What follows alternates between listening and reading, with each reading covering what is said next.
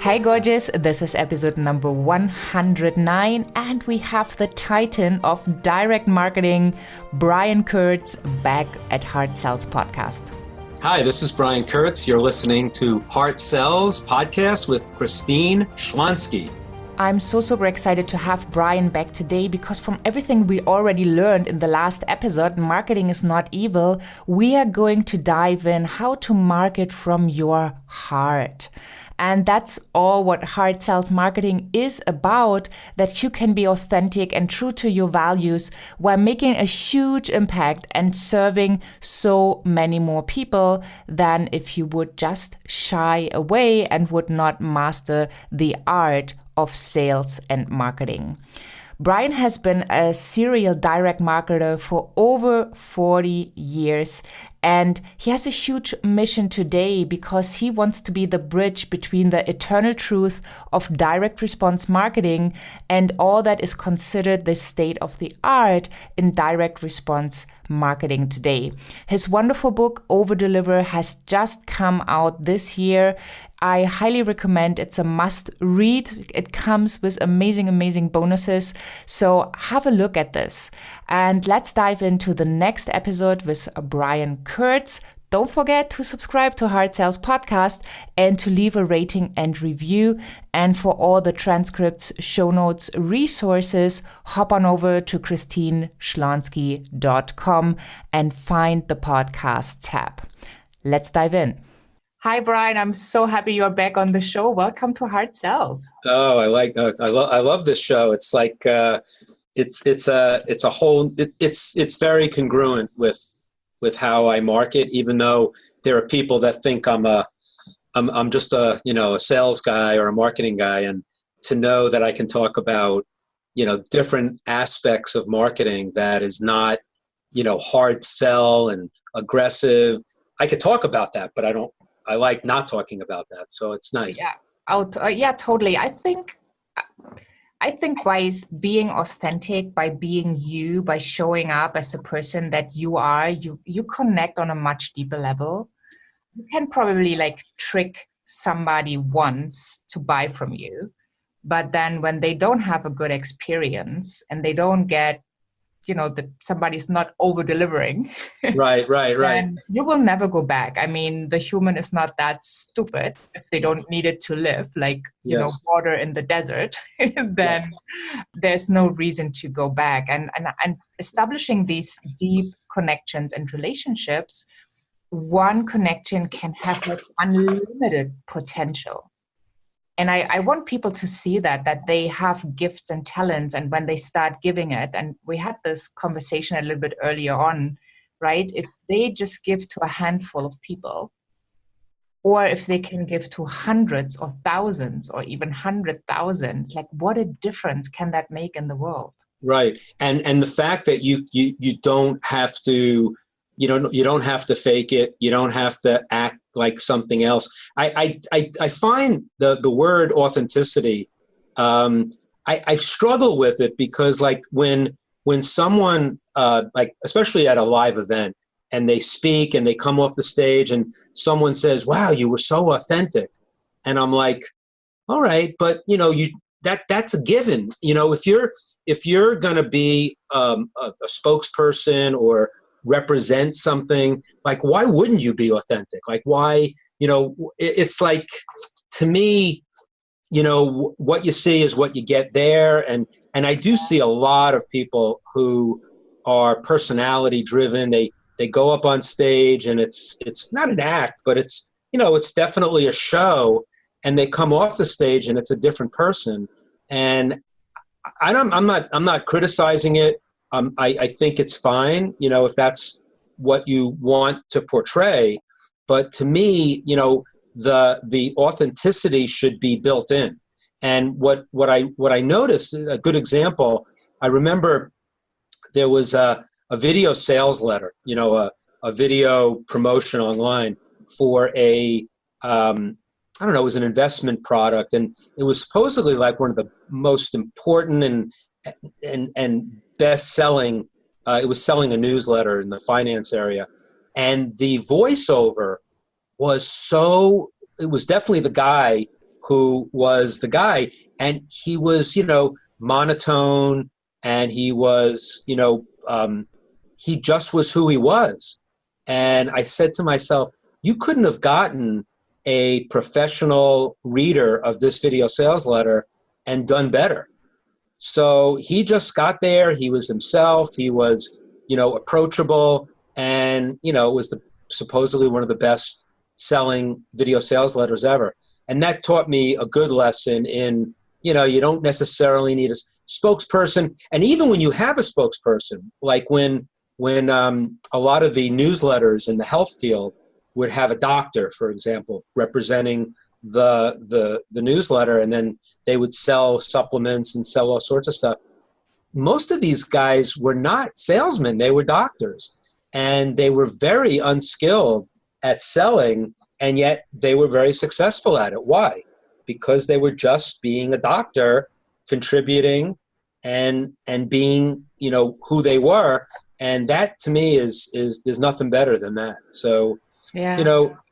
I don't know how I feel about, I know how I feel about authenticity, but I don't know how I feel about, telling somebody, oh, you got to be authentic, because I don't know that it shouldn't come naturally, I guess. Yeah, I totally agree. And it's so interesting when you mentioned that example with the person coming off of stage and the other person saying, oh, you were so authentic.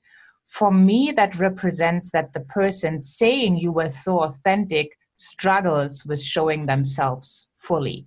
Oh, that might be true. That might be true. So they Yes. were admiring the fact that somebody else could just be. Yes. Care less what this person thought. They just showed up and were prepared that, maybe they like me, maybe they don't. Of course, we Yes. all want to be loved and liked, but, if you twist yourself and you try to be everybody's darling, you're nobody's darling. That's and right. You all know that. And for me, I found, especially, starting in high ticket sales over the phone, I had this perception that I needed to be this professional person, right? And since I asked for a lot of money in the first phone call, I did not even laugh on the phone for 3, 4, 5, 6 months, right? And my colleagues were having fun and they had good conversations. And I thought, like, well, how can you be like this? I mean, this is serious stuff. Right. And once I allow myself to, to be authentic and to not really care if it was resonating with this person or not, because you don't have any influence on that, my life was so much easier. Yes.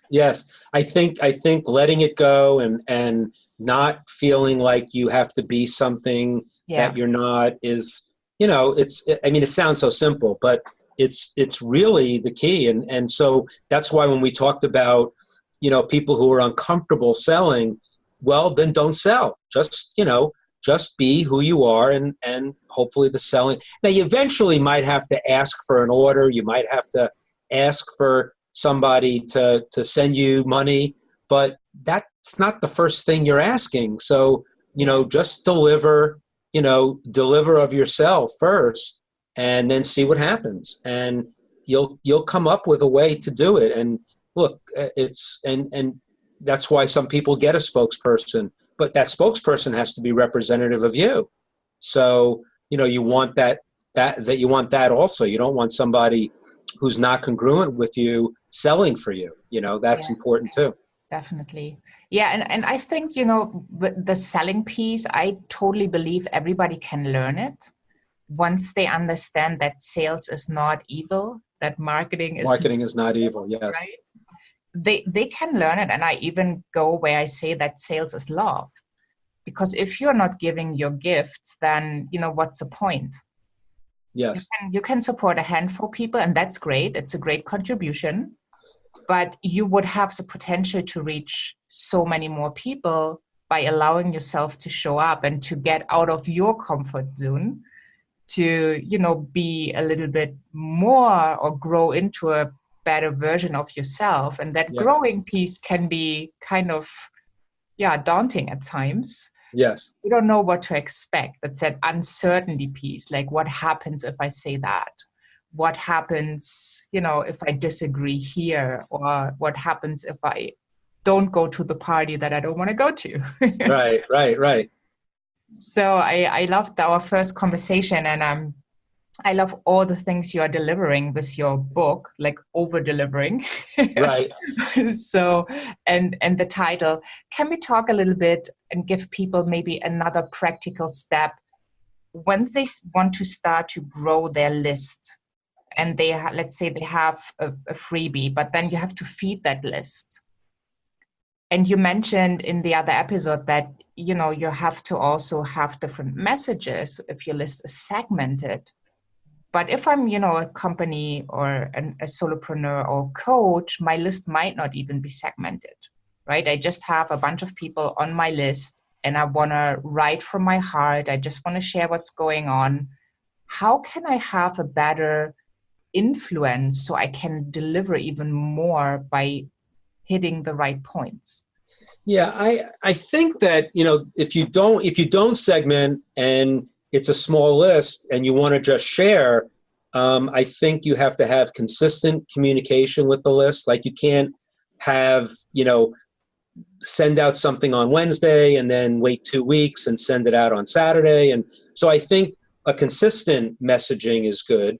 I don't, do as I say, not as I do. But if I send, very long emails once a week, and I think it works for me, but it might not work for you. And I think a short email once a week is a good place to start, but make sure it's at the same time every week. Because now it took a while, but my list is trained to know that at 6 a.m. Eastern time, Sunday morning, I'm in their inbox.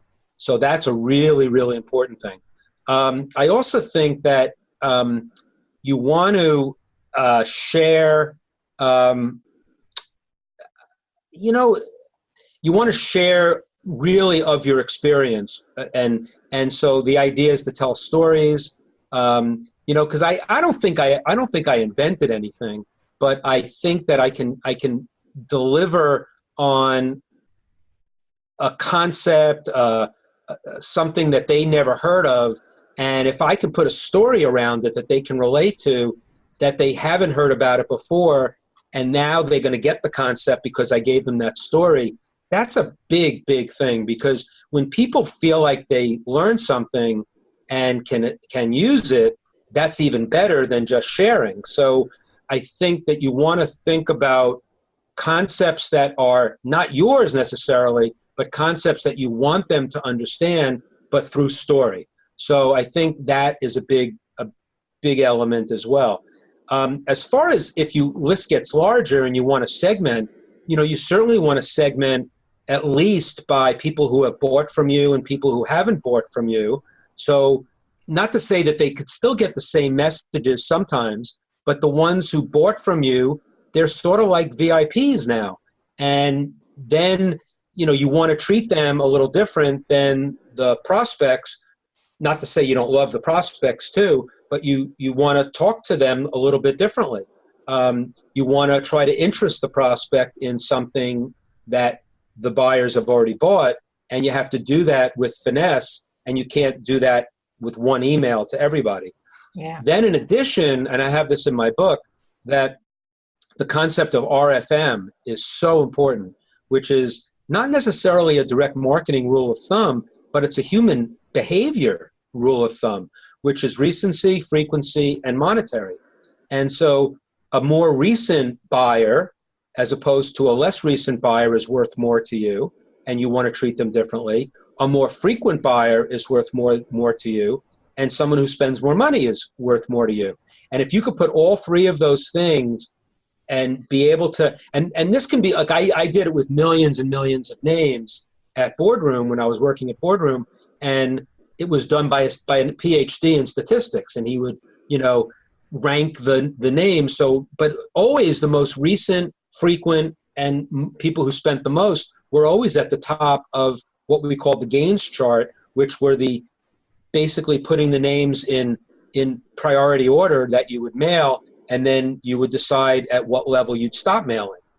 Even if you have a list of 100, 200, 300, you could do this sort of RFM selection that can kind of pinpoint someone who, I believe that someone who bought in the last 3 months for the second time is worth more than someone who bought in the last 3 months for the first time, and might be treated differently, and hopefully you have multiple products that you could sell them. But now we're in a, you've already done all the hard work in terms of all the finessing, all the content where you weren't selling them, they finally bought, and then how you're going to treat them. Now, the subtle thing, which I think is really important on the internet especially, is that RFM has become RFT, and the T is time. So not everybody will spend money with you, but people will spend time with you. And the more time they spend with you, the more they're worth to you because they're more interested. And you have to watch this because people want to have people they want to talk to you because they have no one else to talk to. That's a different thing.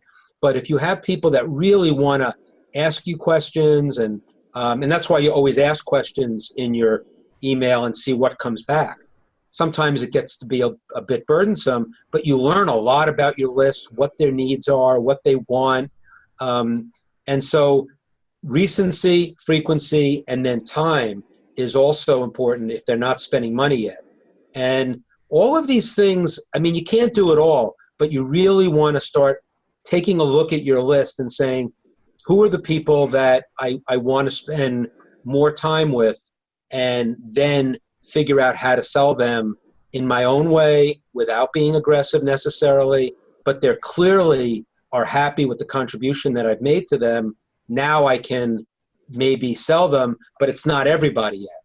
And so that's kind of but I think, going back to the original question, I think consistent communication, getting on podcasts, doing articles so you build the list, but then also when you get a new name on your list, have a welcome series. Have a welcome series of, a few 3 or 4,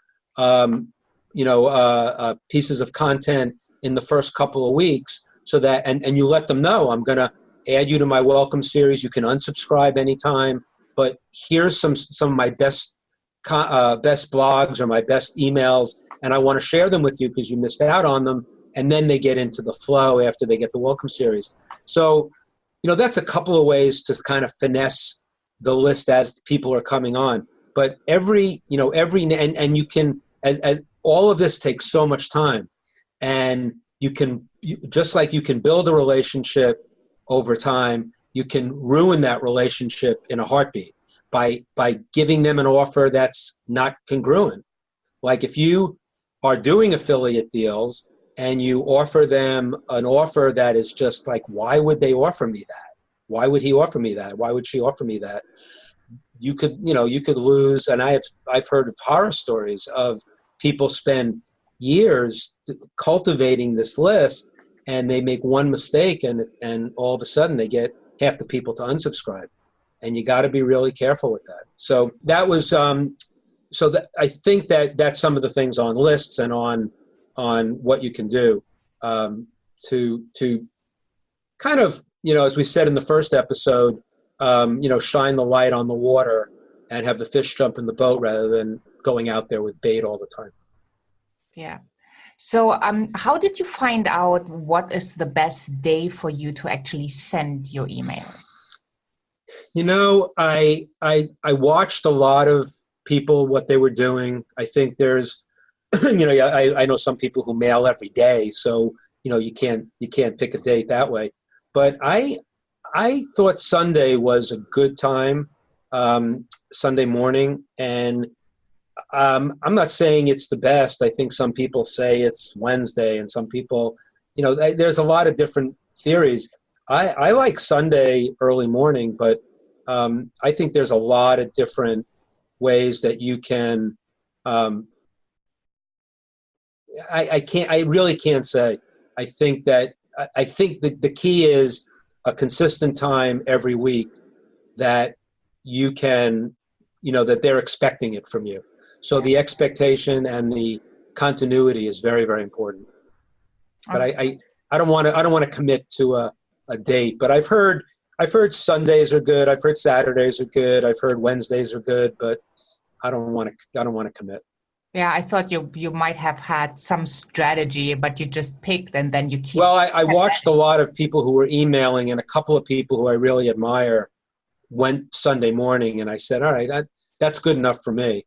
And now that I've been doing it for years, my people are expecting me on Sunday morning. Yeah, for breakfast. Yes.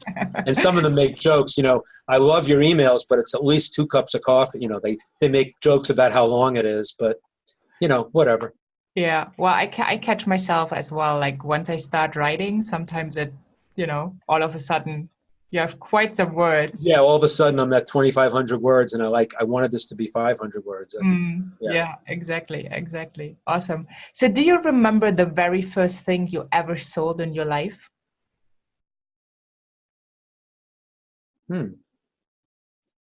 Yeah, I mean,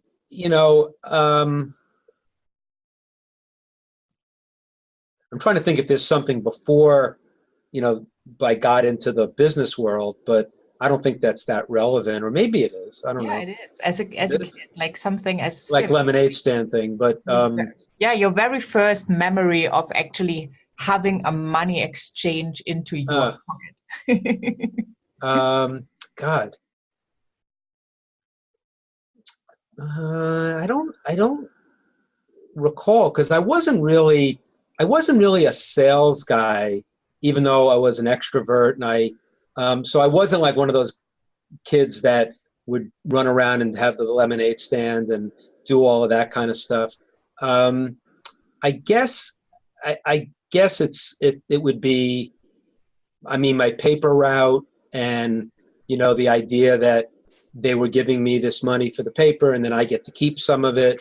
That was probably the first time that I did that.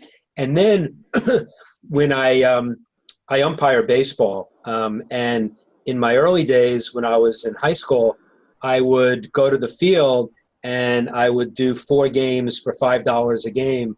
And I remember that $20 felt really good, because it was, I love what I did. And maybe that was my entry into, getting paid for something that you love. I mean, that was a good example of that. And then, all the way to the present, when I left Boardroom 5 years ago and I started selling my mastermind groups, every one of my sales was on a one-on-one phone call with, a video call. And because I wanted to make sure they were right for the group, and I wanted to make sure that, even if they wanted in, I wanted to make sure that I wanted them in. And the idea of really vetting people to give me $20,000, or in some cases, $11,500, was also as rewarding, because they were happy to give me the money, but it was after a process, and not just, someone. And other people do it differently, but some people, even for a high price coaching group, they have someone call to make the appointment. I would make the appointments, and then get on the phone. So it was very, very personal. And I felt that, to sell somebody on something so expensive deserved my time. And that's me. I mean, and that's been a really good way to not ever feel guilty about taking someone's money when I know that I'm over delivering value. Definitely. And that's a very important concept. Yeah. And you also want to make sure that the people are a fit, especially when you spend so much time together. Yeah. So I have the concept, especially for one-on-one coaching, I only work with soulmate clients. So obviously there is a phone call, it is with me. And yes. If I see like one red flag, I don't take them on board. Yeah, being able to fire clients is one of the great. I don't want to say I don't want to fire clients. I don't want to kick people out of my mastermind. I don't want to be there, right? I want to avoid needing to fire a client, because I learned once I allowed myself, to ask for help, to have mentors, to have coaches. One thing I saw over and over again is that when people start out with their business, they take whoever they can get, right? Right. So, And sometimes it's a cash flow thing, you've gotta, so I understand it, but I don't think I could have a business that ran like that. Yeah. So I totally got that concept, but then they all said, and then there was a day where they made the decision and they only took these clients on that were amazing. And especially for one-on-one, you can decide that because you have that communication. And I thought, why shouldn't I take that concept right away and skip that part? Like, I need to work with you for 6 months or something because you paid me, right? It's not that much fun. Wonderful. Time just flies. It's talking to you. Thank you. And I just want to make sure we send people over to your book again, which is at www.overdeliverbook.com. Right. And you have a ton of bonuses. I mean, I see that sometimes that people, have a book and they give some bonuses, but when you go through that page, it's full of bonuses. It's amazing. Yes. So I definitely will put that in the show notes for sure. So people, it's just one click away. And I love the title and I can't wait to get my hands on it myself. So I'm really, really excited. And I just want to invite people to go to overdeliverbook.com and just get it when it resonates. And I'm quite sure when you see all the bonuses, your chin is going to drop. So make sure you hop on over to overdeliverbook.com. And Brian, thank you so much for all the value you shared, because I know that especially when people are starting out or maybe they're in their first 5 years, the list building is so important. And having now a concept, or they can get, so many golden nuggets, they can just choose whatever they want to do. Like be consistent, show up for your tribe. If you can, try to segment as soon as you can.